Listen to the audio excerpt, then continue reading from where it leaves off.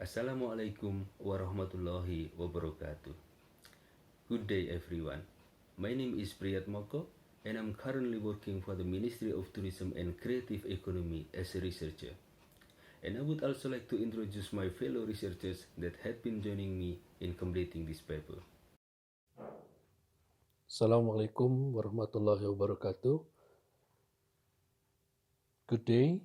My name is Basuki Antariksa, and I'm also currently working in the Ministry of Tourism and Creative Economy. Assalamualaikum and good day everyone. My name is Adin and I'm currently working for the Ministry of Tourism and Creative Economy as a researcher. We would like to address our gratitude for the opportunity given to share with you the research we had just conducted related to Sharia's hotel. Our paper is titled The Sharia's Hotel Policy in Yogyakarta Toward Non-Mahram Guests. This paper submitted to Social and Humaniora Research Symposium 2020. Women and travel are one of the main issues in halal tourism. In Islam, women are not allowed to travel without being accompanied by their mahram except for something urgent. Then how do Sharia's hotels implement policy in carrying out Islamic laws in this regard?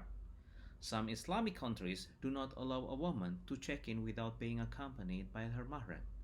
Then how about Indonesia?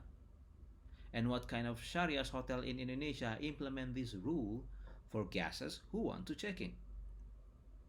This research will answer how the implementation of check-in policy in Sharia's hotels in Indonesia toward non-mahram couples, including the motives behind implementing the rules and how communication is made to guests who will check in. By taking a research locus in Yogyakarta, this study used a qualitative approach using interview as a way of collecting data and information. This study also took a sample of 9 hotels in Yogyakarta, categorizing their business as Sharia's hotels.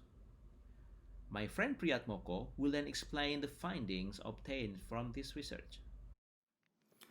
Thank you, Adin.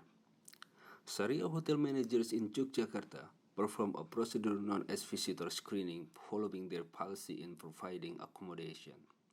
The screening process is carried out through optional verification to practice halal tourism principles toward guests who wish to stay within the same room.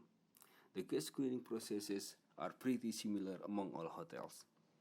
Firstly, the receptionist will request the guest to provide a valid identity card, and for this case, the written address must manifest the same home address. If the written addresses were the same, they are assumed to be married and live on the same roof. In case the relationship was not married couple, there are likely close relatives. Secondly, in the event where the guest ID did not show the same address, the receptionist will ask them to provide a legal proof of marriage or marriage certificate. If this requirement were still not met, the guest must show the wedding photograph, showing both spouses together. If the guests were unable to present one of the 3 requested pieces of evidence, the hotel receptionist would firmly refrain from allowing them to stay within the same room. If the guests disagree with the hotel recommendation, they are kindly advised to walk out. What about the motivation? The 3 main reasons that motivate Sharia hotel managers in implementing Sharia laws toward non-mahram guests as follow. Firstly, to fix the hotel's negative stigma. People often label hotels in Yogyakarta, especially those with no-star statuses such as a 2-hour or 5-hour hotels, means that the hotel can be occupied by a certain period for adultery purposes. The second motivation relates to preventing hotels from becoming providers to adultery and prostitution. The third motivation, concerning religious guidance to obtain lawful and blessed revenue, raises managers' anxiety that the profits from the prostitution will not be a blessing to the entire business organization. And the final part of this chapter is how the managers communicate their policy toward potential guests. The hotel managers apply online and offline methods in communicating the prohibition of non-mahram guests from staying in the same room. Through offline reminders, hotel policies are conveyed by explaining it verbally to the guests and providing warning signs in hotel areas. Hotel managers also explain their policies through an online booking statement.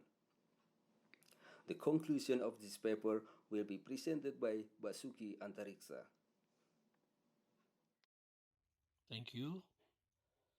Based on the explanation of Adin and Moko, it can be concluded that the policy of Sharia hotels to prohibit non-Mahram couples to stay in the same room is intended to apply Sharia values believed by the hotel management. This policy is also expected to improve the hotel's image and to avoid negative association of hotel as a place that facilitate activities prohibited in Islam, particularly non-marriage sexual intercourse. Both types of hotel, star and no-star, apply the same measures and procedures. Insofar, hotel managers have tried to do their best to implement the policy. So that's the end of our presentation. We hope it can enrich our knowledge about Sharia hotels. Thank you very much. Wassalamualaikum warahmatullahi wabarakatuh.